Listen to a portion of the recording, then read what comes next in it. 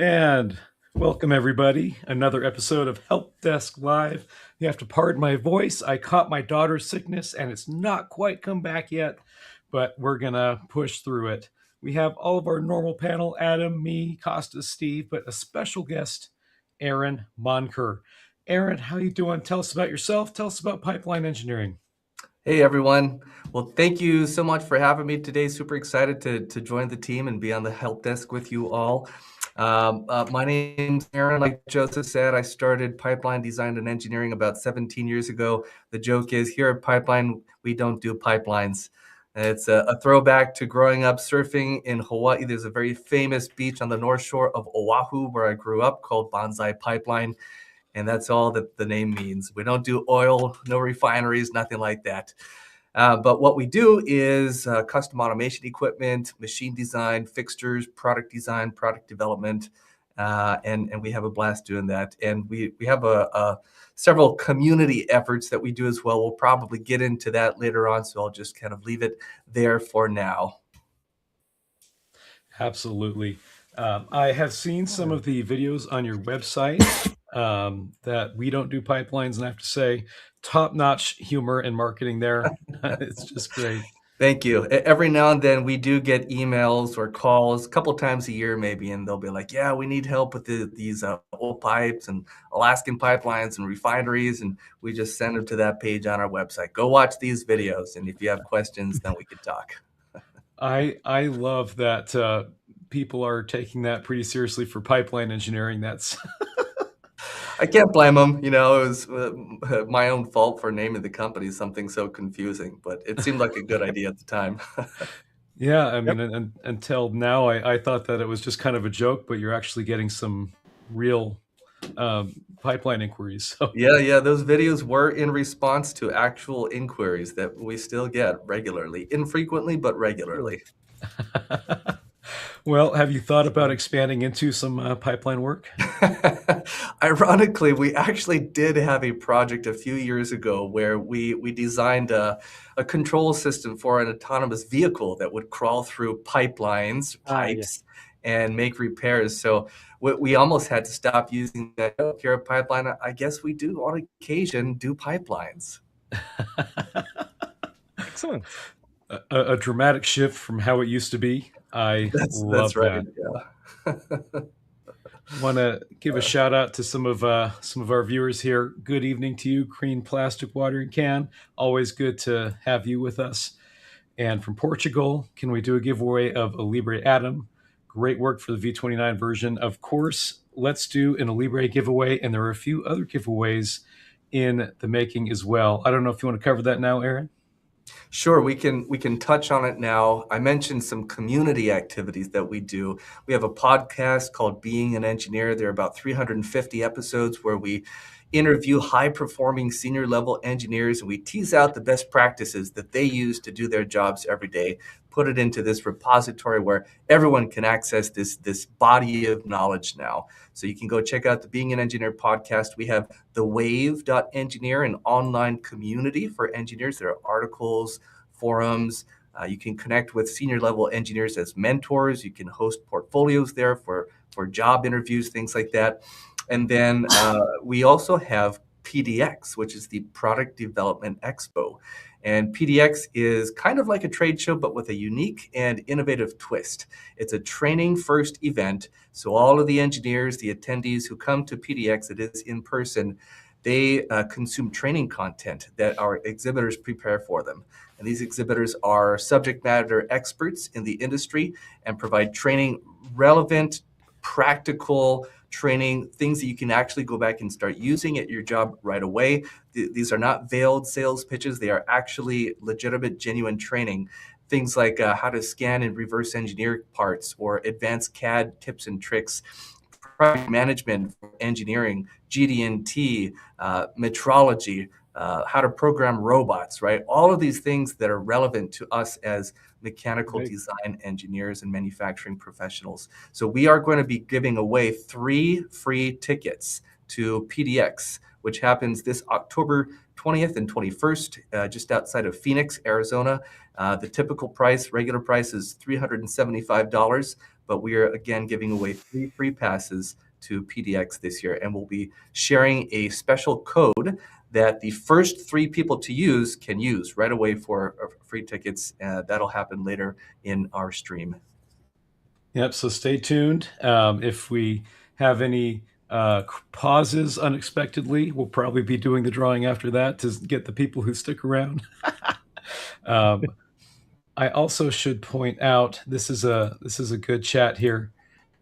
New user with the Alibre Expert V28, porting all SolidWorks files over to Alibre. So congratulations. We're glad to have you. And cool. Yeah, and stay tuned. We're Mario, getting a lot of new people. Just a tip there. Most of the SolidWorks files come in as down. You can actually open the SLDPRT, right? You don't need to export from SolidWorks. They come in like step files. Direct editing in Expert can go a long way, right? If you just want simple changes like changing length, moving a bolt hole or something, use the direct editing. Really powerful, really cool features, and welcome aboard. Costas, does that include assemblies, or is it just individual part files that it comes over? Of course you need to have the assembly file and the individual part files from SolidWorks, but it will open a SolidWorks assembly. It's just that the constraints don't come over. The assembly mates don't come over, right? You can anchor everything down and have it not move, but if you want the motion, you need to redo the constraints, basically. It's worth mentioning that if you go on the Alibre forum, there will be others who have gone through that process, like Costas himself, for sure, who will definitely be able to help you more in depth. So go check that out. I'm sure there's already a couple threads on migrating. Yeah, just to illustrate what Costas has been talking about here, I love the move face command, for instance. So if this was a SolidWorks file that has no history, I can start selecting different faces here. And, I want to change this to axis and offset. There we go. Yeah. Or else you can only do one. There you go. Yeah. And then I can choose a direction, maybe in the direction of this edge. And then we can move that entire feature with no history needed. And it's great for imported parts with geometry like that. So a lot of direct editing tools. We can even delete features, remove face. I think I cited this as one of my favorite features in the last live stream. We can just get rid of something like it never happened. So a lot of cool stuff you can do with direct editing when you're coming in from SolidWorks. Love this comment, guys. Thanks for having these information training sessions. We love having you guys watch. Yes. Thanks, Adam. That's exactly what I was thinking too. Now, pretty good tips, from the panel. But Aaron, I think you had some interesting things to present on unusual ways to use CAD as well. I do, yes. Are we ready to get into that right now? Yeah. Do you want me to jump on your screen? Let's do it. All right. All right. I think some of these might have been in SolidWorks, but don't worry, nobody's perfect. Yeah, I have to apologize. I appreciate you having me here despite my lowly SolidWorks stature. I wish I had these done in Alibre. Sadly, I don't yet have that skill set, but perhaps sometime in the near future. So these are a few examples that we've used in the past, or I've used in the past, and a little bit of context. I spent a solid decade running CAD all day, every day. That's what I did. These days, I don't run CAD very often anymore. I've kind of stepped into the dark side of marketing and business development and things like that. But I still have CAD holds a special place in my heart and always will. And I still try to get in a few personal projects here and there where I can open up CAD and make some models in 3D print and things like that. So a couple of creative uses that I've found for CAD over the years. All right, you should see a slide that says free body diagrams right now. Is everyone seeing that? Yeah. Okay, yes. Great. The next one. I'm gonna change over to the dark side of SolidWorks here. And this is a model that I created to illustrate how you can use sketches in CAD to create a free body diagram. Now, if you have an engineering background, you're probably familiar with the term free body diagram. If you're not, an easy way to think about it is a free body diagram is a relatively simple way to represent generally a mechanical system, and more specifically, the forces and the reaction forces that occur in a mechanical system. For example, let's say that you're lifting weights. You're doing a bench press, right? You've got the barbell with some J hooks holding it in place, and you want to know how many plates can I stack on one side of that barbell, because I can only stack plates on one side at a time, before the entire thing flips over, right? Due to the moment created by the plates on that barbell. A free body diagram is like the fundamental way to analyze those forces and understand, okay, at what point is this thing going to flip over on me? So that's a very quick general example. And free body diagrams can get a lot more sophisticated than just something like that, with multiple force inputs and different reaction forces and all these fun things. But we're not going to go too deep into that today. What we are going to look at is how you can use sketches to create free body diagrams. So I've got this little part here. What it does is pretty irrelevant. Honestly, it was kind of a sample part that I made for something else. But down at the bottom here, we see that we've got this sketch. And if I zoom in a bit, we can see that we have a few lines. There's one here, here, and here. And all three of those lines have an equation associated with them. And let's pretend that we are applying a load, right? Some force at the very end of this lever here. There's a pivot axis right there. And this entire gray arm, we'll just say, is a lever and rotates about that axis. Got concentric circles here to show different points along that lever that all rotate about this central axis here. Now, even though in a sketch, we're looking at distances generally, like right now I have 19.05 right here, we're in inches. And so this is technically 19.05, or maybe I'm sorry, that's millimeters, 0.75 inches.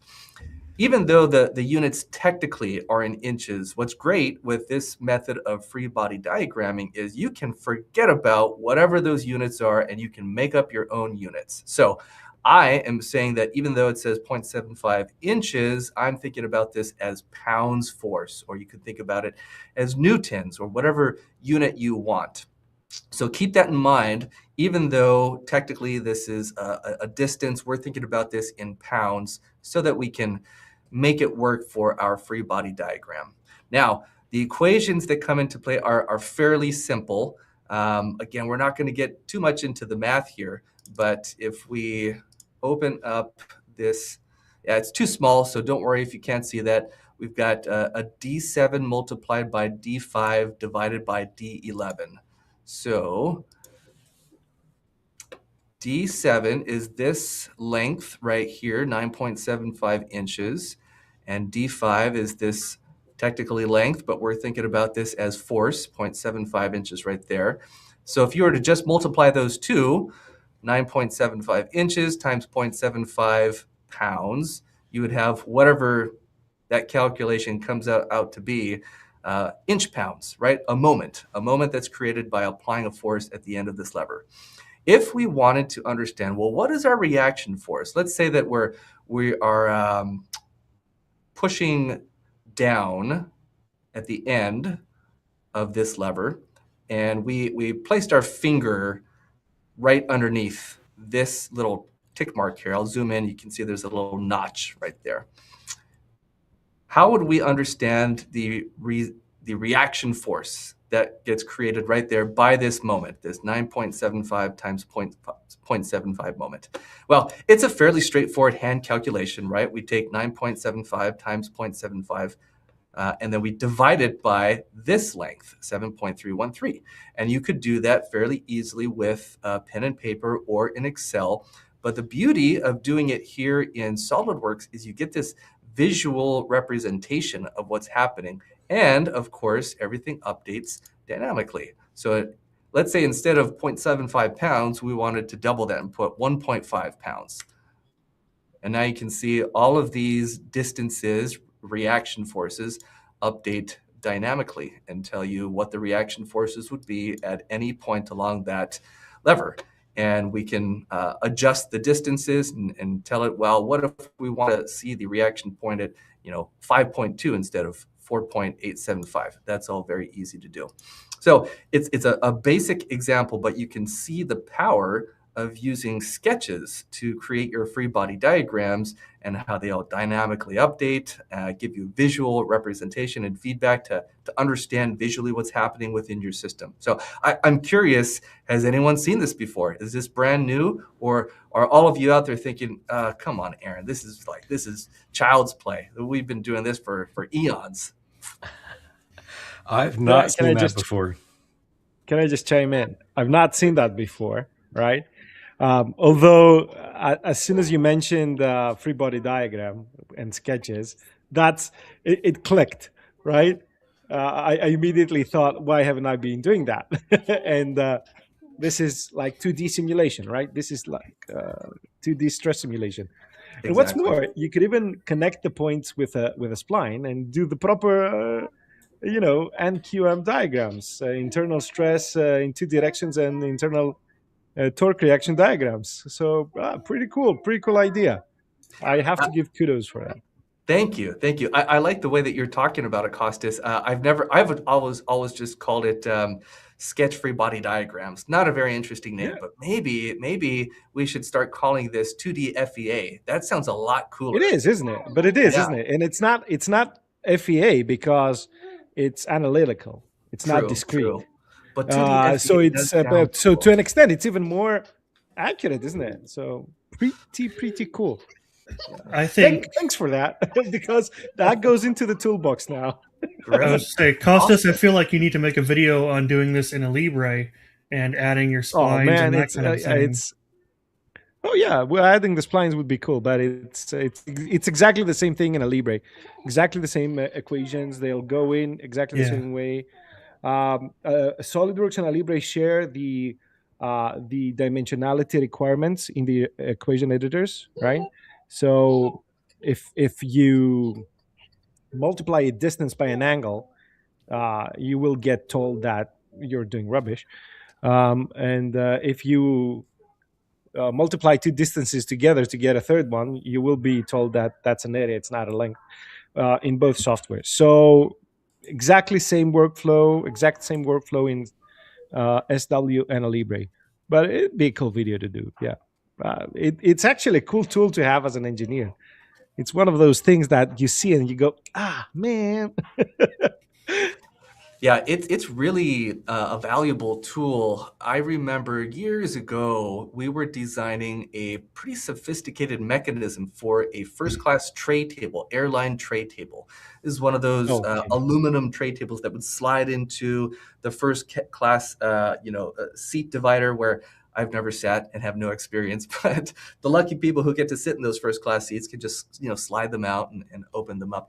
And there was a latching mechanism that there were several different elements that stacked up in this latching mechanism, probably 5 or 6 different things. So the user up on top could just slide a switch and it would go through this series of components that all interfaced with each other and ultimately unlatch the tray from towards the bottom of that pocket in which the tray sat.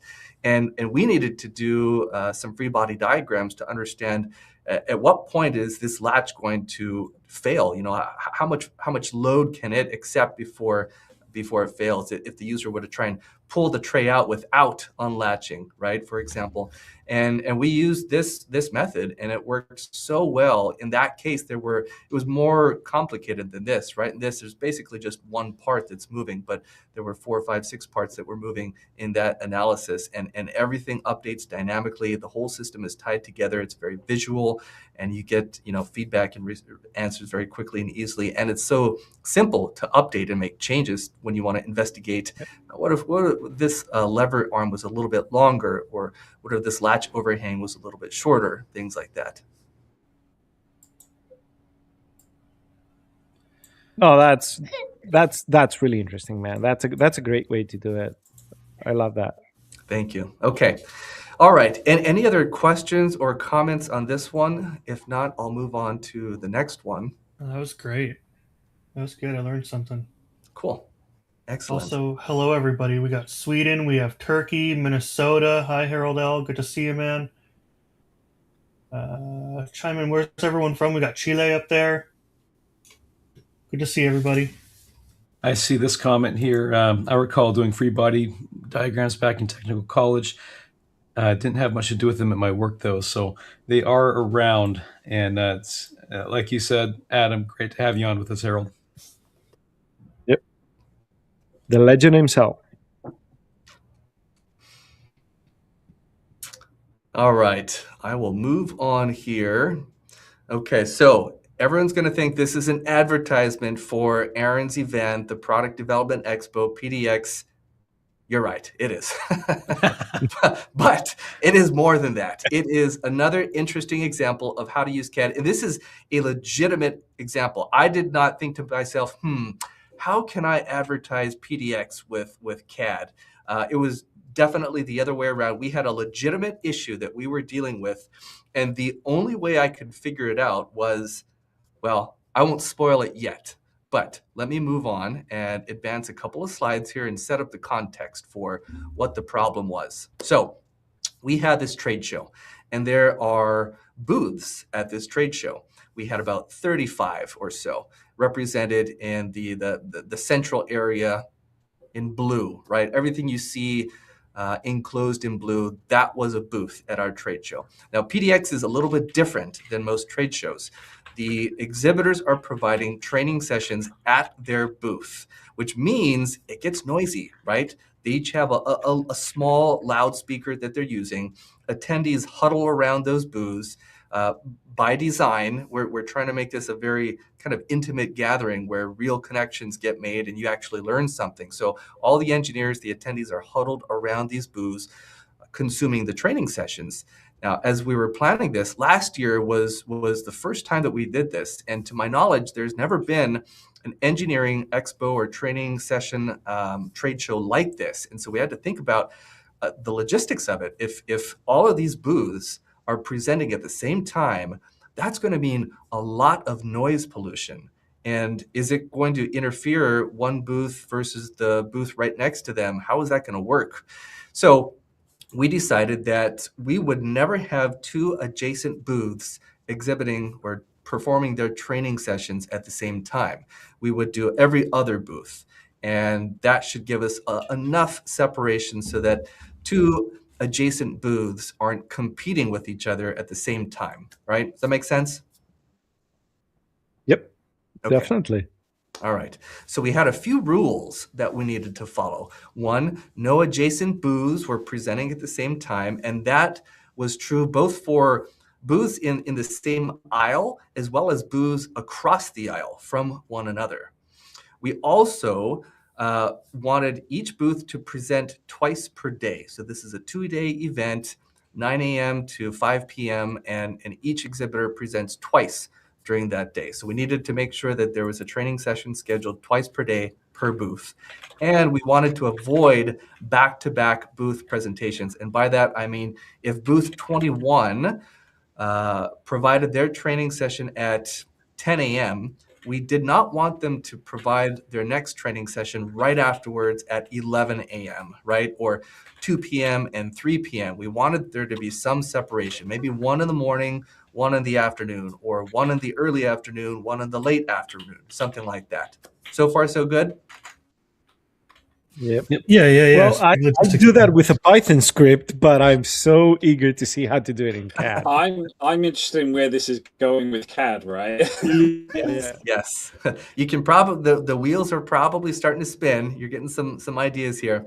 So the first thing I tried was a spreadsheet, right? I'm an engineer, Excel. I jumped into Excel and started plotting out colored cells in Excel and trying to figure out, okay, who's going to be presenting at the same time. But it wasn't visual enough, right? Because in Excel, everything lines up perfectly, 1 through 34. But in the actual event, the layout is not strictly numerically consecutive. And so you can't really rely on something like this. So I then turned to ChatGPT and I put all the data into AI and I gave it the rules and I said, okay, create a schedule for me that follows all of these rules. And at first, it seemed like it did a great job. I was so impressed with it. But once I started really looking at it and trying to poke holes, I realized this actually is not quite accurate. It was maybe 80% accurate, but that wasn't good enough. I needed it to be, 99% accurate. So I thought, what the heck am I going to do? How can I visualize this and make sure that all 3 of these rules are followed? And that is where I thought of CAD. So this is what I ended up doing. We created a CAD model of all the different booths we had. And it is so easy to just look at these booths, right? The green ones represent a training session at this time. So we've got booth 5 and 3 and 1 and et cetera, et cetera. And it becomes so clear to just look at it and say, yeah, that works. We don't have any booths that are facing each other or adjacent to each other that are presenting at the same time. You can see these 2 are green right here, but they're facing in opposite directions. So the noise is being projected away from each other, not towards each other. And I said, this is perfect. This is great. However, I also need to do a chronological stack, right? Not just a static image at 10 a.m., but what about 11 a.m.? What about 1 p.m.? What about 2 p.m., 3 p.m., 4 p.m., right? And as you can probably guess, the solution to that is we literally just create a stack. And now we've got all the different times and we have all the different booths at all the different times. And we can just go in and look at everything and say, okay, we've got booth 5 presenting at 10 a.m. and 1 p.m. So they're separated by a few hours. Great, that meets the rule. And of course, at any given time, we have separation between booths. No adjacent booths are presenting. No booths directly across from each other are presenting. Full transparency, I think we did have maybe one instance where we had to violate the rule. We could not follow all 3 rules 100% of the time. But this was the only way that I could figure out to do it. Now, who was it? Was it Costas maybe? Or Adam mentioned a Python script. You're probably right. You could probably do that in Python, but would it be as visual? Would you know with certainty that you can confirm as a human that yes, this is all accurate? And this just ended up being the easiest way for me to do it. So anyway, that was another creative use that I found for SolidWorks that literally I couldn't figure out another way to do this. That is the most engineer solution to a problem I have ever seen. And I was blown away when you moved the camera. And that is very nice. And the funny thing is, that's one of those things that you show it to your wife and she's like, I have no clue what I'm looking at. Just do whatever you're doing. Like, don't you have dishes to wash? Or even worse, or even worse, she goes, yeah, or even worse, she goes like, yes, great, honey. Like I finally figured it out, honey. I finally figured it out. That's cool. I think that's the first time I've ever seen a schedule have parallax. Yeah. yes. That is crazy. That's cool. The multiverse right there, right? That's right. Right there. Yeah, I was so tickled that it worked out so well. And in fact, so we're planning for PDX 2026 right now. And honestly, we're doing the exact same thing. We're just laying it out in CAD because it worked so well. Like this one, Earth to and Beyond says, awesome, get visual. And I think for most concrete CAD modelers, that is the solution. So right along Yeah, with yeah, you. yeah. Of course, of course, of yeah. course. But well, you can't beat that, right? Finding a nice way to feel. You know, I mean, we are human, we're not machines. So something like that is very valuable, very valuable. You know, just one look and you get the gist of it. Pretty cool. Thank you very much. Okay, so earlier we mentioned that we were going to do a giveaway, and is it okay if I get into that now? Yeah, but one thing before you do, so you manually created and entered the schedule, is what CowTools is assuming. And here's an interesting one. Harold asks, could you put each time slot into its own configuration? Yes. Initially, that's what I did. I can't remember if they're still in here. They're not. No, but I did put a configuration in there because it does get a little cluttered, right? Looking at all of these things at the same time. So I had configurations in there initially. What I learned, though, was that the configurations weren't quite versatile enough. And so what I ended up doing was just putting some cuts in here. And I could adjust those cuts pretty easily to see, exactly what I wanted to see. Guess with them all laid out like that, you can see pinch points in the schedule if somebody overruns, right? Right. Yes. Yep. That's pretty cool. Oh yes, this was meant to say awesome, great visual. So Yeah. Thank you. I had it all planned out. I wanted to start there, and it looked pretty basic, and then boom, reveal the depth, the full stack of this. It was a good reveal moment too, because I knew what was coming there.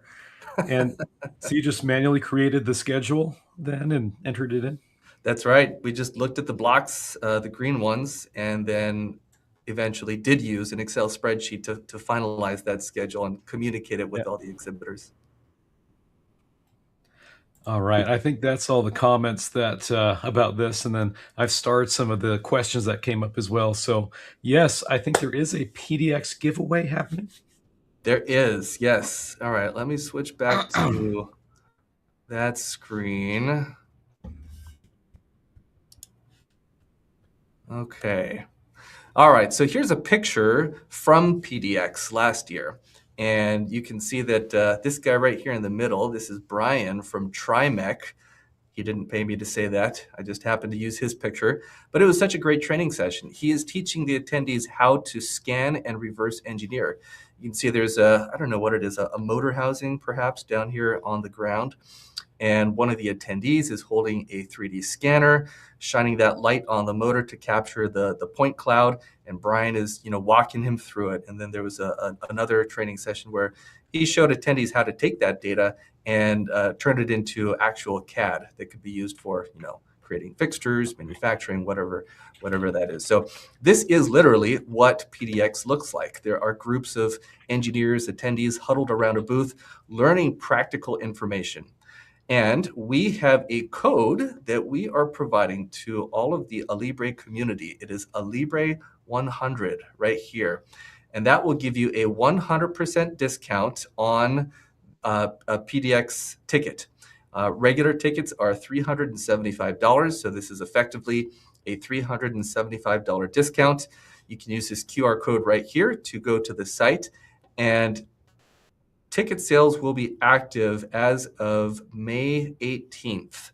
So that's 10 days from now. So 10 days from now, the first 3 people to use this code will get a free ticket for PDX. It can only be used for up to 3 times. So whoever the first 3 people are that use it, lucky you. And ticket sales end on May 31st. Technically, this is early bird ticket sales. So it's May 18th through May 31st. And then ticket sales end until, I think, August is when they open back up. So if you want to grab that free pass, use it between May 18th and May 31st.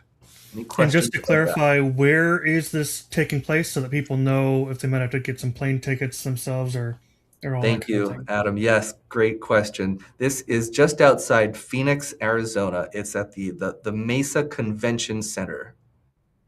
Okay. So screenshot this, guys, and mark your calendars so that you said it's not right now. You come back in a few days, right? That's correct. Yeah, May 18th, you can start using that code. Okay. I was going to say, is it worth dropping a face? You can see a clean shot of the QR code. Or we make a lot of funny faces, so we're stuck in their screenshot. I feel like I'm always making a funny face, so. I have that problem too. Yep. Cool. This is probably fantastic a good time. stuff, guys. Oh yeah, this is a good time for a recap here because I see some new people have joined us. We've got a special guest, Aaron Monker, with us. Aaron is a huge contributor to the engineering community. He runs the Being an Engineer podcast. He has the Wave platform for engineers. He runs a design and engineering services company called Pipeline Design and Engineering. And so he's joining us. Aaron is a man of many trades and backgrounds and is talking with us about some CAD solutions. I think SolidWorks is primarily what you are using currently. And so that's why we're seeing things in SolidWorks. I love this comment here. Just chimed in, so I guess I'm missing something, but I just get time warped into a SolidWorks presentation instead of an Alibre presentation. So just clarifying that. We love Aaron, and we recognize nobody's perfect, but he's got some awesome ideas for CAD, whether you're using Libre or something else that clearly isn't as cool. So Clearly. And in theory, right, these tips and tricks that I'm showing are CAD system agnostic. So hopefully you can use all of these in Alibre. Yeah, so far we haven't seen anything that Alibre couldn't do. So absolutely. But can I just throw it out there because you know me, guys. But Aaron does actually do a great job at helping the engineering community. So I think we should get him up to speed with Alibre because Alibre is a great help to a small and medium-sized engineering company, right? Because of the massive difference in licensing fees. And Alibre's, perpetual license policy. So yeah, maybe we should get Aaron more up to speed with what Alibre can do. For sure, there's some clear benefits there, and Joseph and I have talked about it. So yeah, who knows? Maybe there's. Well, I'll tell you something else, Aaron. Whatever the benefits are in the U.S., they are multiplied in the rest of the world where. SolidWorks, the cost for a perpetual SolidWorks license is multiplied because of resellers. So there are definitely some benefits there. Excellent. Yeah. Well, hopefully everyone's got their screenshot. So let's get some more tricks. Come on. I like this. Everyone got their screenshot. Everyone take us. If you're interested in this, Phoenix, Arizona area, take your screenshot. I think we're going to move on here any second. So if this is something you're interested in, get your screenshot right quick. Okay. So quick question about this convention. For those who are overseas, like myself, or those who can't make it, are there any live streams of the event taking place at all? Thank you, Steve, for asking that. We have free PDX webinars that we do because we get that question regularly. How do we attend if we can't be there in person?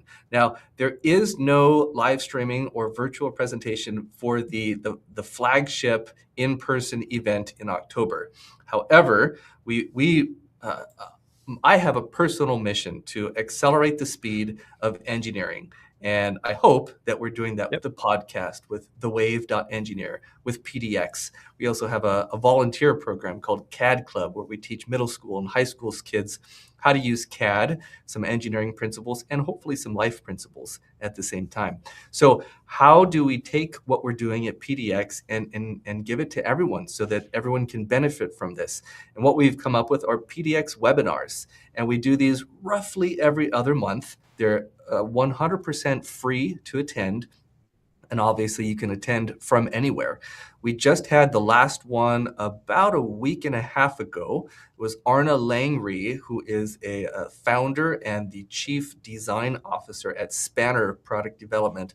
They're a PD firm in the Bay Area. I've known Arna for a long time. Incredible guy, such a talented designer. And he lives and breathes this stuff. And he talked about how to make product market fit an engineering requirement. And he did a great presentation training session on that. If you want to watch the previous PDX webinars, we record all of them. I think we have about 8 right now. And they are all on thewave.engineer. If you go to thewave.engineer, I think you do need to sign up for a free account in order to access them. But once you have a free account at thewave.engineer, you can bring up all of the previous PDX webinars and watch them at your leisure. Just a quick view for the wave.engineer. Yep.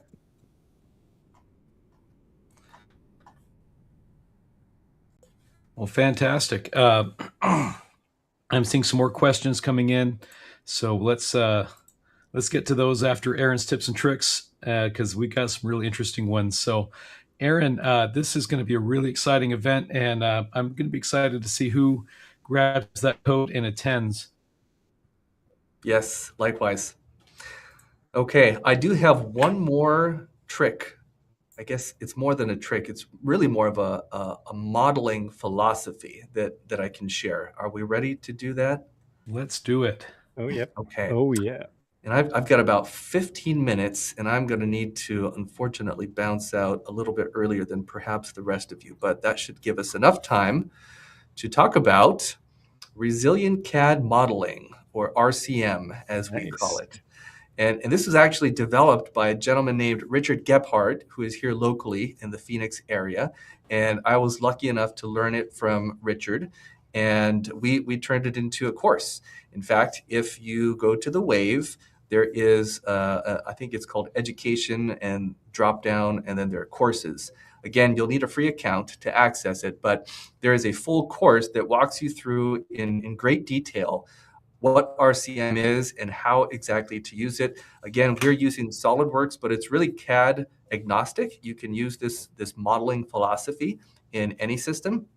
And the benefits for resilient CAD modeling are, okay, anyone out there, probably not in Alibre, but perhaps if you have deigned to use another CAD system, have you ever made a change in your feature tree, maybe high up in the feature tree, and boom, the whole feature tree explodes, right? You got red, you got errors all over the place. Probably has never happened to any of you in Alibre, but outside of Alibre, it on occasion will happen. And it has happened to everyone using CAD. Okay, all right, fair enough. So RCM is a tool, it's a modeling framework to minimize the occurrence of your feature tree blowing up. And it works based on some very specific rules. Let's see, I'm going to jump over to the Wave. Can you all see my screen right now? This should say the Yes, 8 sir. groups. Okay, let's just make that full screen so it's a little bigger. This is the RCM course on the Wave. I've got it paused here. It's a video, and we're just going to look at this very briefly. So RCM works based on some groups, and I'm not going to get into great detail on what all of these groups are, but the order in which these groups occur and the type of modeling that you do in these groups is what creates the very stable structure of RCM. I'll talk just a little bit about the skeleton group and the core group. So skeleton group, you are putting things like sketches and datum planes, maybe axes in there. No solid geometry, just kind of reference entities. And then the core group, you start adding material. These are generally like extrude or revolve features that are adding material to your model. And then from there, other things happen. What that looks like in practice, going back to SolidWorks and our RCM model, is this. So these 3 features right here are the skeleton group. And if I roll our model, and I've a couple of datum planes as well. All right, so this is our skeleton group. And this defines the eventual geometry that will be created. And then once we start adding geometry, I also use master modeling. So there are multiple solids within a part file. This would be a part of the core group right here, the Boss Extrude 1. And we're not creating any new sketches in the groups below the skeleton group. We are reusing sketches. Now I know there's a workaround for Alibre. I don't think it does exactly reusing sketches, but there is a workaround that maybe Joseph can talk about there. So if I go in and edit this sketch, you'll see that there are no dimensions associated with it. All I did was I took the entities from one of my skeleton sketch entities and then added it here. And even in the extrude feature, I'm not using any dimensions. I am using a datum plane to define how far that gets extruded. So all of the design intent, right, the eventual solid geometry is defined in this skeleton group. And then you go through the system and all the way down to the very end. And as soon as I started using this, I realized the power of it and how less frequently, how much more stable my models were versus what I had done in the past. And there are parts of RCM are don't put any fillets in your model early on, and then reference those edges created by the fillets to create other features, because it seems like fillets, changing a fillet or deleting a fillet, then everything referencing that previously just causes it to blow up. So anyway, RCM, Resilient CAD Modeling, this has been a great tool, and it's the way that I model whenever I model these days, and I've tried to pass it on to other people as well. And again, on the Wave, there is a full course on how to use it. We've got 13 different lessons that define the entire Resilient CAD Modeling framework. So any questions about that? Well, no questions, but can I just say I like the approach, because if you know a little bit, and I don't pretend to know about topology math, right? I do not know why a coffee mug is equal to a donut, but this is a distillation of the topology that the topology problems that CAD systems might face. And this is a distillation of how to avoid them. So I really love this, because you get all the benefits and you don't need to learn higher math. So, yep. There are a few other benefits that I've found, especially if you have an entire team who is all using RCM principles. Have you ever inherited a CAD model from someone else and said to yourself, design intent, this is whoever modeled this did not know what they're doing, or maybe they did, but I can't figure out their system. I don't know where the features are. I don't know what controls what. RCM fixes that, because it is a framework that everyone follows, and thus, if you're inheriting an RCM model from someone else on the team, you already know how to make those changes, because everything is grouped in a very specific and strategic way.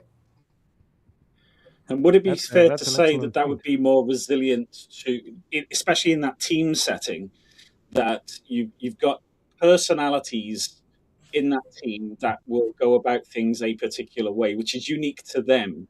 So if they're adopting this RCM framework, that makes the model more resilient to those variances. Is that a fair statement? Absolutely. Yes, that is a very fair statement. Yeah, and like you mentioned, Steve, everyone kind of has their own way of modeling, right? And in the end, RCM is just a tool. It's just a tool to help us make more resilient, more robust CAD models. And it should not necessarily drive us, right? If it doesn't work for you, great. That's fine. Don't use it. And what we've learned is that as teams start adopting this, inevitably someone doesn't love a particular portion of how RCM works. So we talk about RCM Lite down at the bottom. And RCM Lite is just a very short section that just takes kind of the core principles from RCM and applies those and gives that to the team. So if you're not following every little piece of the RCM system, at least you can follow RCM Lite, and it's still, you get 80% of the value for maybe 20% of the work. There you go.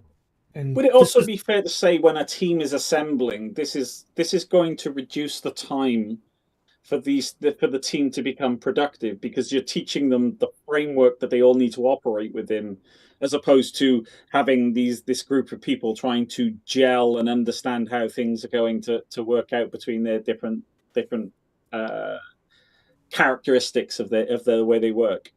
Totally. Yeah, excellent point. So at Pipeline, where we don't do pipelines, we design custom machines. And what we've found is that to the degree that we cannot invent something, in other words, to the degree that we can standardize on a particular framework, we are much more successful in our projects versus if we're just starting from a blank sheet of paper every time. We don't have any kind of library or structure or framework that we've standardized on.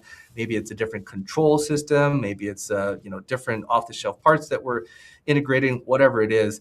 It becomes very inefficient and difficult to be successful, profitable on these projects. But when we're standardizing, it's so much easier to make rapid progress on a project. And that's what RCM is. It's a method of standardizing your CAD workflow so that everyone's working the same way. We're not trying to reinvent the wheel every time, and it makes things so much easier.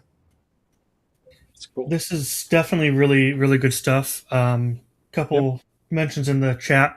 Guys, this is definitely Alibre relevant. The examples he's showing are in SolidWorks, just because that's what he's used to. But this is definitely information for every CAD user. Students like myself especially, who are still learning, this is really good stuff. I would also probably say that if you're looking at this course and you're thinking this is for me, that's amazing, maybe you should go check it out. But if you're looking at this saying that might be a little too much for me, Costas has a fantastic video on design intent, which I have a feeling is kind of along the same lines. And I have a feeling that's probably my video is like my video would be more like useful as an intro to this. Oh yeah, I mean it's a very, very, very bird's eye view, very, very base level. Yeah, exactly. But that, of course, design intent is what all of this is based on. So yeah, definitely, yep. Design intent is and also this. Exactly, and also, can I just say for people that are interested in this, Aaron mentioned master sketches. I've covered how to use master sketches in Alibre in one of my videos, and I think it was the black belts video, wasn't it? I think it was the first black belt video. But basically the way you do it is you do your master sketch and then you reference it every time you start the sketch for another video. And you create that chain link, and it is extremely robust. In Alibre, the ACES modeling kernel is amazing at that. So you can it's just that SolidWorks, you just tell it to use the master sketch. In Alibre, you need to project and then tell it use this piece, use this part of the master sketch. So maybe an extra step in there, but more or less same thing. And to Adam's point about using SolidWorks, RCM was actually not developed in SolidWorks. In fact, it was developed specifically to be CAD agnostic. So these are principles that can be applied to any CAD system. Yeah, makes sense. It makes sense, and that's why I always say, I've been fortunate. Sometimes fortunate, sometimes unfortunate, to tutor students and professionals alike in CAD, and I usually tell them that look, guys, there are principles behind parametric, mechanical parametric CAD. There are principles you need to learn. It's not just I click here and I click there. That's not the point of it. The point is you learn the principles, and then you can, express your thoughts inside the CAD system and actually design what you wanted to design, right? So yeah, of course, first principles. It always pays to master the first principles. Absolutely. Well, guys, I'm going to have to jet. I just wanted to thank you again so much for having me on. This was super fun. You've got an awesome community of engaged individuals, and I so appreciate what you're doing for the CAD and for the engineering community. Thank you. And again, I appreciate you having me on today. Thank you so Thanks, much, Aaron. It's great to have you on. You mentioned you were from the dark side of SolidWorks, and I love the two Sith lightsabers behind you to match that. So You Yes, went totally there. intentional. You had Planned to go that. there. You had to go there. Aaron, we're really Well, the grateful. Sith lose at the end. So. Yeah, we're grateful for your insights. We're grateful for showing us a lot of agnostic things that really come in handy in a bunch of different workflows. And we hope to see you again real soon. Awesome. Oh, All right. yeah. Thank you This guys was so much. golden. Thank Real you, Aaron. value. Thank you. Thanks, I Aaron. really appreciate it. All right. Take care. Have a great day. And I'm seeing some questions that were earlier in the chat that I'd love to get to here. I put some stars on a few. I love that Bill Black is checking in from I-95 southbound. Don't drink and There drive. you I'm go. not sure what to do with Helpdesk Live and Drive, though. And what's the date of the...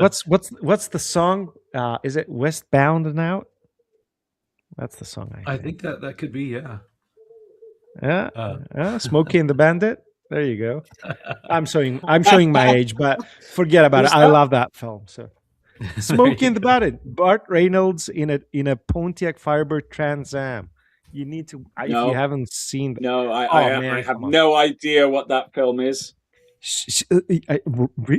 Look, Steve, get off the live stream. No, don't do that. But afterwards, I know. Afterwards, go and check out Smokey and the Bandit. Amazing movie. There you And go. then go if you wanted a bootlegger. and then go watch all 3 Cannonball films. 2 not so good, but if you haven't, also watch the Cannonball film. Bill's also asking about the date of the V29 release. And I don't have a particular date on that one, but I do know that the gold build is scheduled for today. So the gold build is meaning that it's coming real soon. So that's the best that I can say on that. Checking in from Minnesota. Love that. Yeah. So to test V29 beta, we need to have another Alibre version installed on the machine and with maintenance active period valid. And the answer to that is no. So you do need active maintenance, but you don't have to have it with another version of Alibre on the same machine. So if you have a machine without Alibre, but you have active maintenance, go ahead and give that beta version a try. Love this one. When constraining, it seems to make a difference if selecting the line or the endpoints. Explanation for the best practice. I can take that one unless one of you guys wants to. If you got it, then go Well, for it. I'm not sure what cow tools means there. Constraining in sketch or assembly. Yeah, good question. In So sketch makes a huge difference. Yep. And in assembly as well, but. So if I make, say, a 5x3 rectangle, right? And then we get out of it, whatever. We come back and edit this. If I notice that I clicked on the line when creating these dimensions, and if I delete the line, I lose that dimension. So if I instead click on the endpoints, then that dimension is tied to those nodes and not the line. So if I delete the line, the dimension stays. So often I feel like, and pardon my voice again, caught my daughter's illness, but often if I feel lazy, it's just easier to have one click on the line. But if I'm going to do it with real intent, the biggest thing is it sticks around even if that sketch element gets deleted, so you can tie the dimension to your nodes. And I might give my voice a rest. Costas, Adam, Steve, I'm there's gonna a show there's you. a third variant to that though, isn't there? Where you could be selecting each of those vertical lines and dimensioning between the two vertical lines. Not Yeah. so you've got the There length, is- you've got the length of the horizontal line, you've got the distance between the two vertices, and then you've got the distance between the two lines themselves. And it all, again, goes back to design intent, honestly. Yep. And that's a good thing. to I'll point tell out, you, Steve. I'll tell you another thing, but we're going like really deep down now. So, Steve, what you said is perfectly true, right? Unless these particular lines happen to not be parallel constrained, or both vertical or Yes. whatever, because if their angle is not constrained, and you give it a distance dimension, the sketch solver actually, like in secret, goes in and applies a parallel constraint. If it happens so that you constrain the distance between two lines, right, with a distance dimension, and those two lines are not, their orientation is not constrained. If you then try and give one of them an angle dimension, it will error out. It will tell you that you are over defining the sketch, and that's happened to me a couple of times. It's just good to know, right? And that also tracks in the assembly environment. If you give it an offset constraint between two faces, it is automatically implied that they are also parallel. So it's good to have that in the back of your head, right? That explains a few things that I've run into recently. It's like, why is it doing that? Yeah. It's real that. quick. It's that. We're coming up on that just after an hour moment in the timestamp.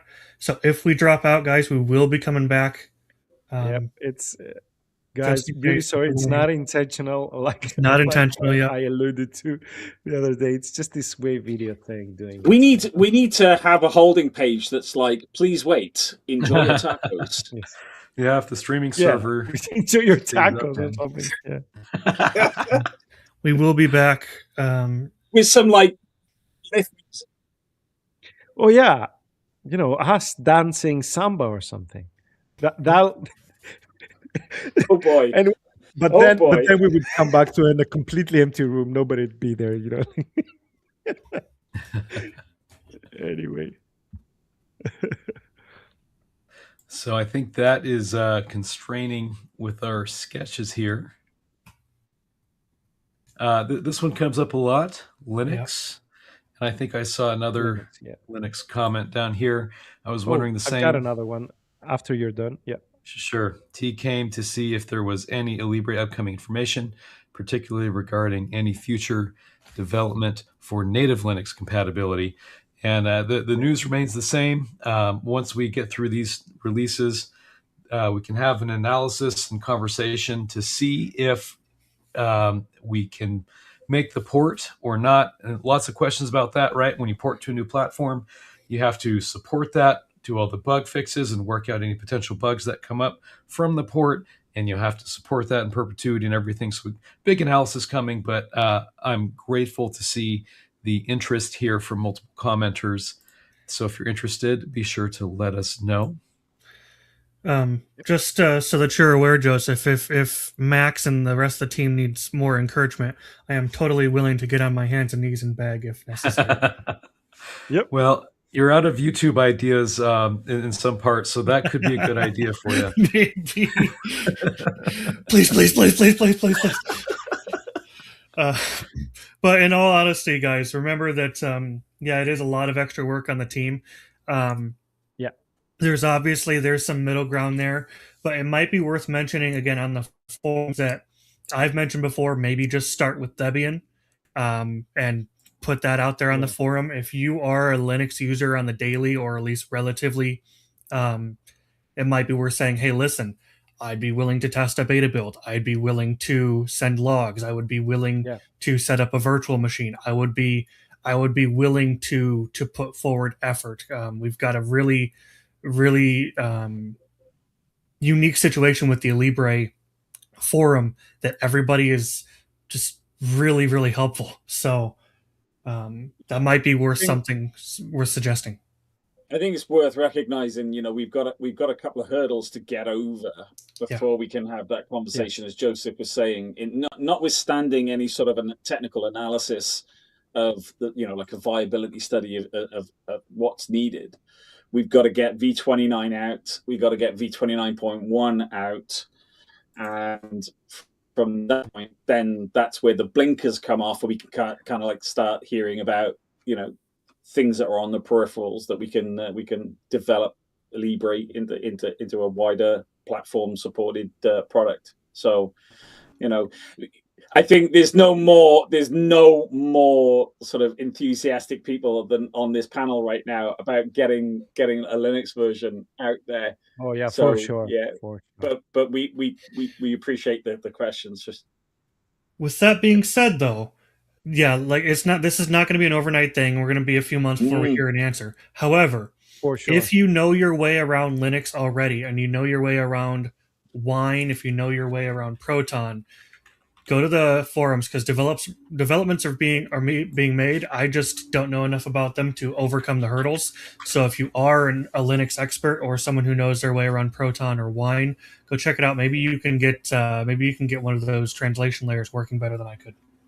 It's one of those things where you get it working and it goes, it's going to work. It's going to work. Oh, yeah. Yep. So yep. That's true.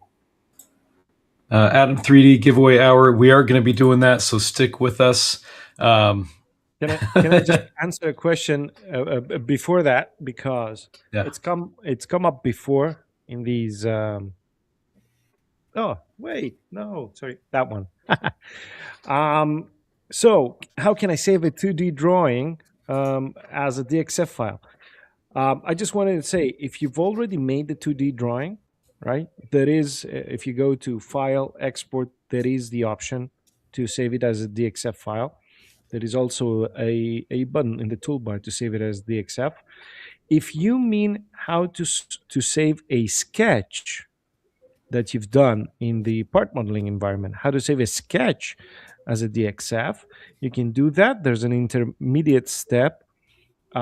If you download Inkscape, which is free, open source, and really powerful, great tool, great backup tool for any design work.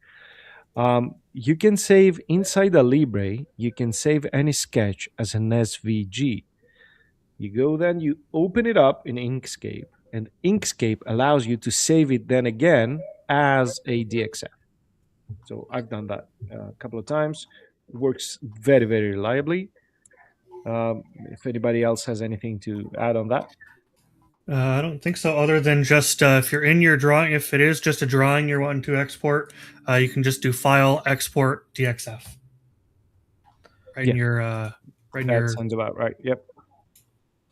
Your drawing environment. File, Export, DXF. You also get a PDF, an image, and a DWG. I just switched to your screen, Adam. Do you want to model that? So File, and then Export, and then you have your options right here.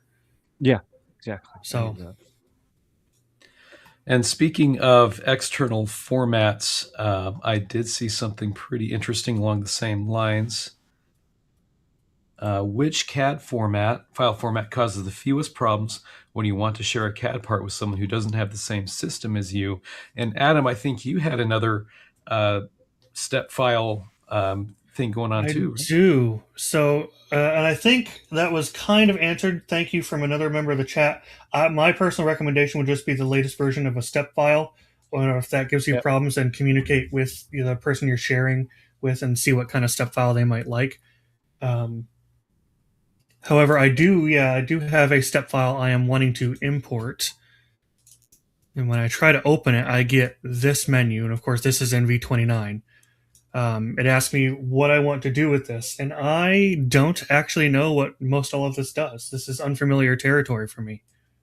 Yeah, this Yeah. is great. So you have some options like heal, make tolerant.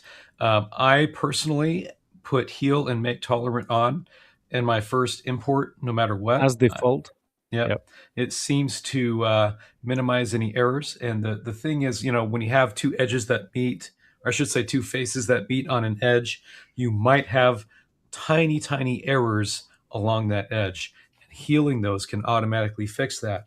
Now, this is all algorithm and math driven. And so Mhm. sometimes there might be an error in the healing process that makes things worse, and it might be better to have healing off. And that's not unique to Libre. In any platform, right, its own algorithms are going to have behavior like that. So play around with the model if you're seeing any errors, but heal and make tolerant are generally really good to have. And then discard non-solid Okay. faces. If you have a surface that's kind of floating around in a part, you can just discard that automatically. And override units is actually something that scales the part. But we've run into users who feel that it would expect it to change it from millimeters to inches, and it doesn't work in the way that they expect. So make sure you know what's going on when that happens.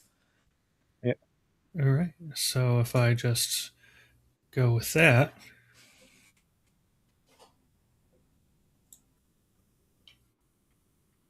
Huh? This just worked depends a minute on ago. the size, right? It is. I would imagine it's quite a big. It's because we're all looking at it. Yeah. It's nervous. Yeah, it's it got nervous. So Jeopardy music. Yeah. Oh, there we go. There you go. There we go. Okay. Well, 880 Hey, face look at mesh that. is a bit. And there we have the Steam controller, guys. So, There you nice. go. That's nice. Look That's at that. a cool one. Really well imported too. Here we can even Make it a bit more realistic, right? There we go. Yeah. Look at that. That's cool. It's a cool design. I hadn't seen it actually. Those bottom buttons must be a bit Trackpads. used to. No, I mean the rear Oh, ones. back here, yeah. Yeah, these ones. But cool. Yeah, go in. Not sponsored, but go in reserve if it's something you're looking at. They just opened reservations, just literally like 2 hours ago. So Very nice. Very good stuff. nice. And that's that might have answered your question, Adam. Let me know if you had any follow-ups. But also, which CAD file format causes the fewest problems when you want to share a CAD part? That's a really interesting question that I want to get to as well. So when we are sharing between platforms, right, the reason that we don't have native history behind all transferred parts is primarily the kernel that runs the platform. Parasolid is a very common one that runs Onshape and SolidWorks. ASYS is a very common one, right? Alibre is ASYS. You have Granite for Creo. You have Shape Manager for Autodesk products. And all these different kernels don't talk to each other in the same way, so they import as dumb solids. And when we're talking formats, it does depend a little bit on what kernel is going to what. If you have ASYS going to ASYS, SAT is probably going to be the best, especially for organic geometry. If you're going from different kernels, I would say STEP is going to be the best. And there's different versions of STEP. I generally tend to swap between 203 or 242, but just try it and see. Oh, yeah, if it's a small file, it might be worth sending both to whoever's supposed to be receiving, just so they can try whichever one works best. And I'm not sure, but I remember a while back I was given a file. It was a step file. It was an export from Fusion, and it came in as an assembly when it wasn't an assembly because of some minor little discrepancy in the design intent, whatever. I needed to stitch it back to a single solid, and I think Alibre, when you export to SAT, it allows you to select whether the assembly is going to be export as a. I'm looking at it right now. It allows you to check if it's going to be export as a single file or not. I don't. Well, that's not an assembly, obviously. But exporting to SAT has an option. I'll probably make a video about it. I don't remember it off the top of my head, where you can actually export an entire assembly as a single part, right? Which is very useful sometimes. Nice. One file format you don't want to use for interoperability is STL, because I was looking at that controller and just thought to myself, what if somebody exported that as an STL and someone tried to bring it in? Oh my God, could you imagine how many triangles there would be in that thing? Yep. They did give the STL files, but I do not recommend anybody use it. I mean, if you're going to 3D print it, fine. Yeah. But not for a reference and Hey, 3D printing just shuddering. 3D printing in non-operational version is still better than paying scalper prices on eBay. I will not disagree with that. Although we should note that the functionality might vary slightly. Yeah. Great Instagram pictures. Exactly. When will the Weldment profile section be available? I would imagine Weldment is 29.1, right? So that'll be the dot release. So we're coming up on full release of 29 here very soon. TM, keep an eye on the forums. And then a little while after that, they're looking at releasing v29.1, which will have the Weldment capabilities. Joseph, am I speaking anything wrong there? Yes, that's right. And if you're looking for particular weldment profiles, the cool thing is you can make Alibre toolbox parts work as weldment profiles, and so you can have custom profiles as well. Nice. Can I just? Yeah, go ahead. Go ahead. I was just going to say, so if you're looking to get some profiles going, you might be able to start kind of working on that now, some custom stuff. And then when v29.1 comes out, then you might be able to start using those right away. If I could just highlight this, which is a really interesting case. So Rui here uses BricsCAD, right, on macOS and Linux, and he likes it, and he's considering buying an Atom 3D license. Well, first of all, am I right in remembering that BricsCAD is like 2D mainly, and then it does 3D with booleans like IronCAD, correct? It's not parametric. That's my understanding. Yeah. I think so. I'll just say this: go get a trial. Make sure you're getting the Atom 3D trial, not the Alibre Expert, and then when you buy the license, there's a difference. Get the Atom 3D trial. It is a different design paradigm altogether, right? But let me tell you, once you get the hang of it, and the 1 month trial is plenty time to get the hang of it if you really try. Once you get the hang of it, there is no contest. If you like BricsCAD, oh man, Atom 3D is going to be like a whole different world. I just want to mention we do have Max in the chat, so he's answering our questions right there about weldments. So thank you, Max, for being here. Appreciate it. That's some okay, guys. That's some good news there.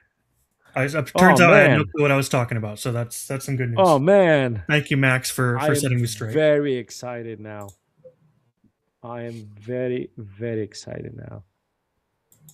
And also, apologies. I'm Joseph. Your voice is kind of going out, so I'm trying to answer some questions here. I apologize, Max. I didn't know what I was talking about.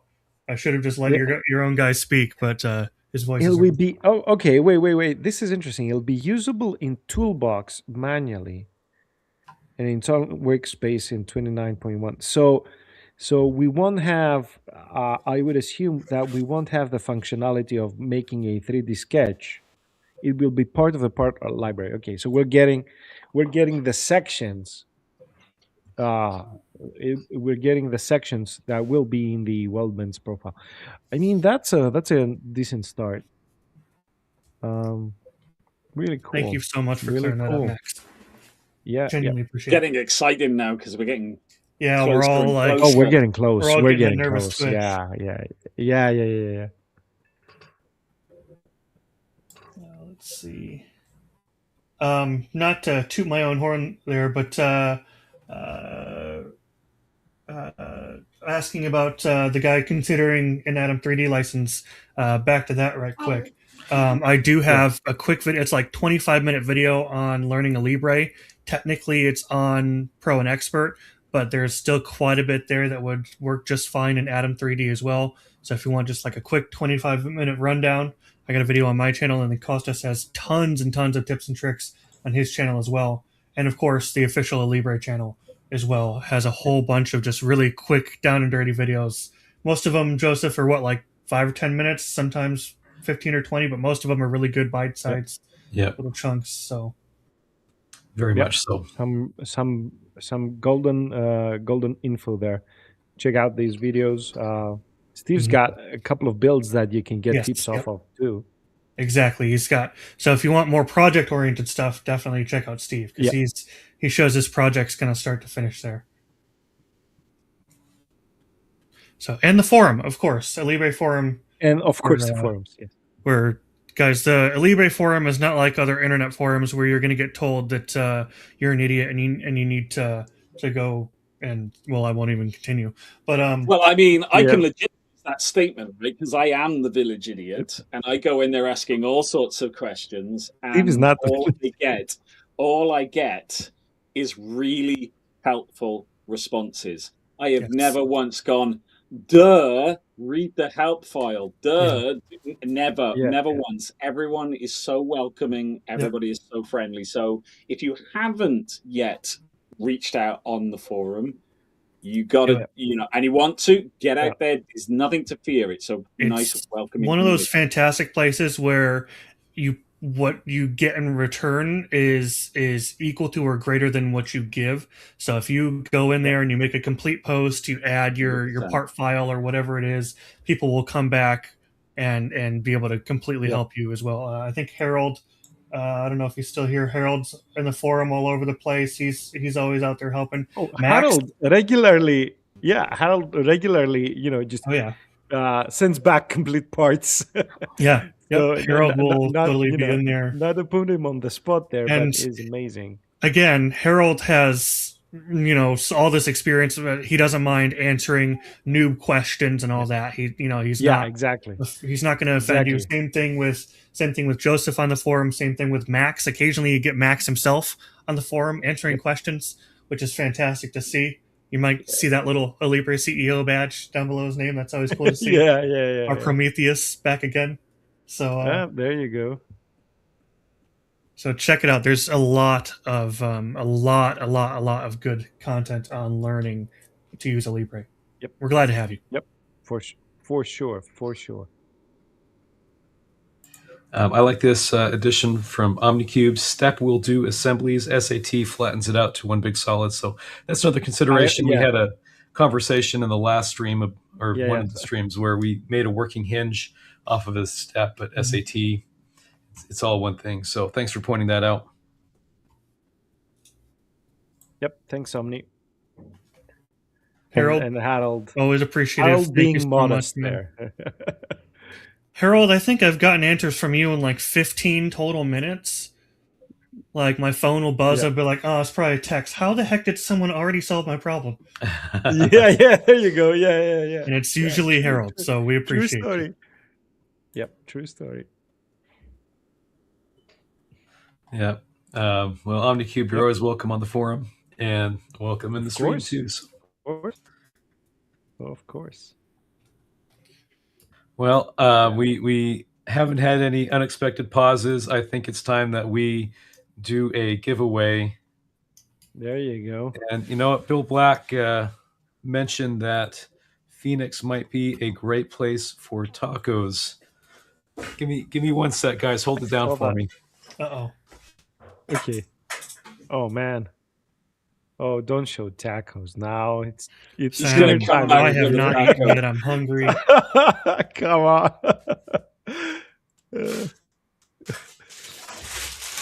He's going to do that, isn't he? I did it. He's just, oh man.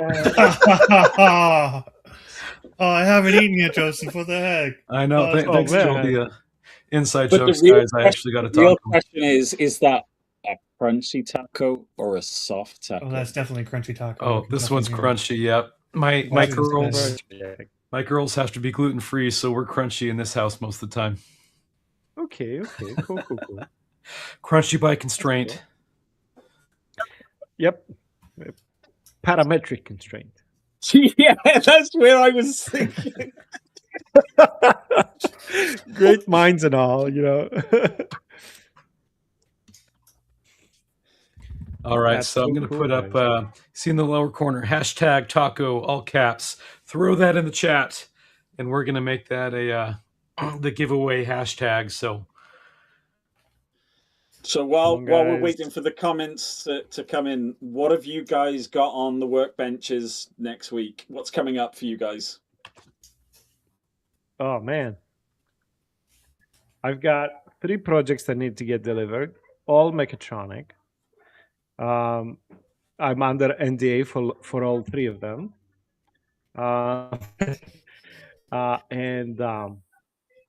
I've gone serious again about a huge project I wanted to do for Alibre.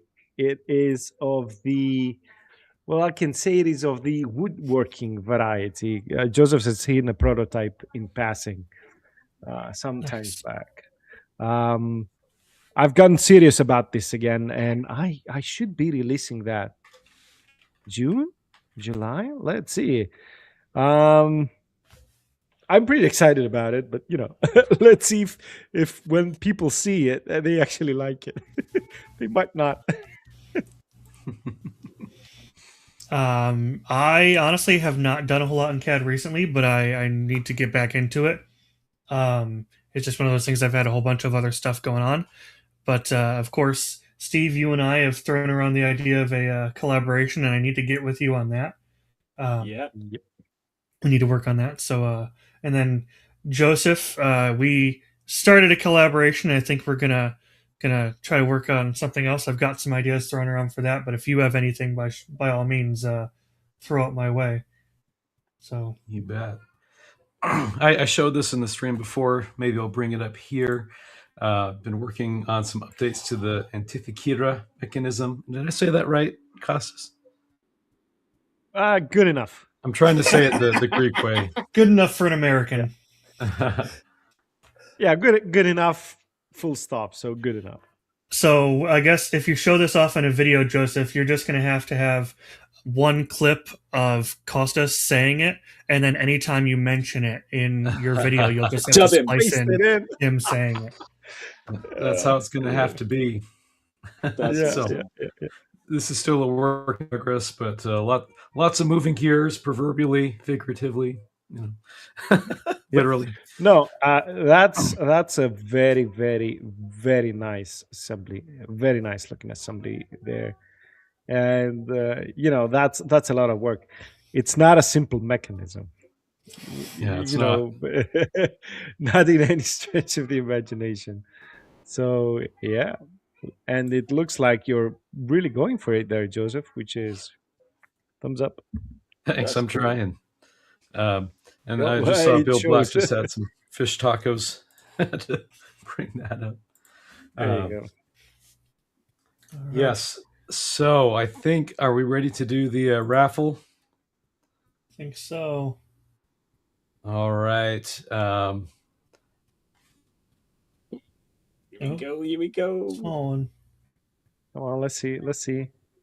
Hey, all there right. We go. Good job. Araf, there you go. Thanks, man. Let's jump on cool, that man. media here. Congratulations. Thanks for being here. You're awesome. Nice.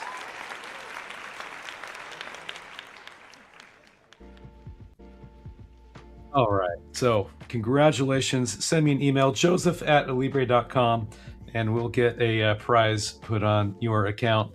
Thanks for watching with us. That's cool. That's really cool. Congrats, man. Constraining drives me crazy. I always end up with some little bit which won't constrain. That's an interesting thing, and not unique to Alibre. I know that users across all platforms kind of run into that, and usually the situation has to do with the sketch solver and the algorithms behind it. I think I might have bogged down my machine just a little bit here, so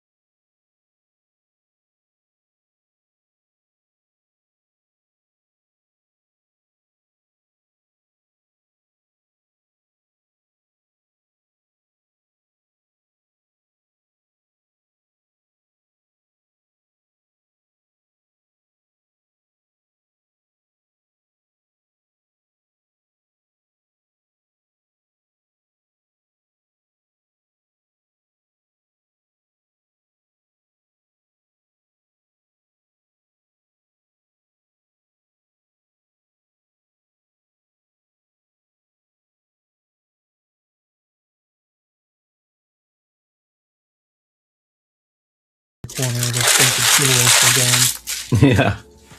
Oh, And it's coming back. Are you back, everybody? Let us know if we're back on your end. Let us know. Okay, we're back in studio. Hello, hello. All right. Well, we're right in the middle of talking about sketch constraints and why some things may not solve. Costas, we might have lost Costas, so maybe I'll share my screen and can get into it. I might need to refresh, guys. I'll be right back. Looks like we're all kind of. Technical difficulties. Okay, we'll be back in They just always, a second, they guys. always, Here we go. you always get technical difficulties with live streaming. Always. You always. I don't know. It's kind of interesting because I've done multiple 12 to 24 hour streams in my time, and I don't think I've had issues with those ones, which is weird. So, if I start making a sketch, right, and I start sketching where I say, you know what, I want, like Costas said, these to be parallel, and then I want this to be vertical, and this to be at 90 degrees, and then I make a dimension, right? Well, there are certain algorithms to say, yes, the dimension constrains these parallel. There's already a parallel constraint. That should throw an error if there's two parallels. But there are algorithms that say, we'll filter out one of the parallels to keep things so that a human can apply these constraints and not be thrown off. But if there are too many redundant constraints, the algorithms may say, oh, it may throw off something, and so something doesn't appear constrained when it is, or something appears constrained when it isn't. So Costas used the example of dimensioning two lines which do not have a parallel constraint associated with them, but they just happen to be parallel. And when you apply the dimension to it, it applies the parallel constraint in the background. I think that's how I understood it. I'm not entirely sure if I got that 100% correct. But the interesting thing I was going to ask is if you've got these constraints happening in the background, and your drawing is complaining that it is over constrained, how do you overcome that? Yeah, great question. And I would say that this is not unique to Alibre, right? This is just how all CAD works and all solvers work. But if I make both of these vertical, then they're by definition parallel because they're both vertical. I throw a dimension between them. Oh, I hit the wrong key there. Okay, so I throw a dimension between those. And as Costas said, this makes them so that they should be parallel. So the solution would be, often it's a pretty benign thing, but if you're affected by it, reconstrain it in a way that you don't have redundant constraints. So instead of adding that extra vertical that I added in earlier, right, I might want to make it so that they're just a bit of a softer relationship, right? Vertical is pretty hard, and it references the global reference geometry, which is a whole nother thing. So just redo your constraints in a way that they're less constrained. Try to avoid redundant constraints that in multiple times and in multiple ways tells the same line that it should be vertical in different ways. Does that make sense? It does. I guess for me though, I've had it where my sketch is complaining it's over constrained, and it's not overtly obvious where that over constraint is. So we do have the analyze tool that allows us to check for errors. That's probably going to be your best friend in checking of why is this over constrained, or why is there any potential problems that can be found autonomously. And but can I just interject here and say that all the time that I've been using Alibre and all the projects I've used it in, when the sketcher says the sketch is over constrained, it usually is. right? There is a valid geometric reason why what you're trying to do is not possible. That's not entirely true, or should I say, in the assembly environment,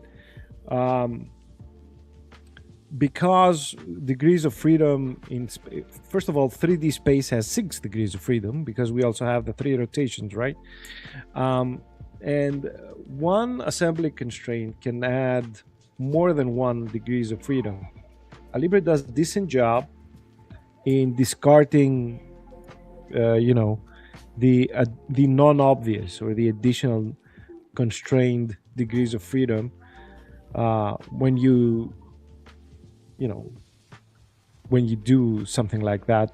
But it misses sometimes. It's not perfect, and that's when you get constraints conflicting and they go red in the feature tree and all that.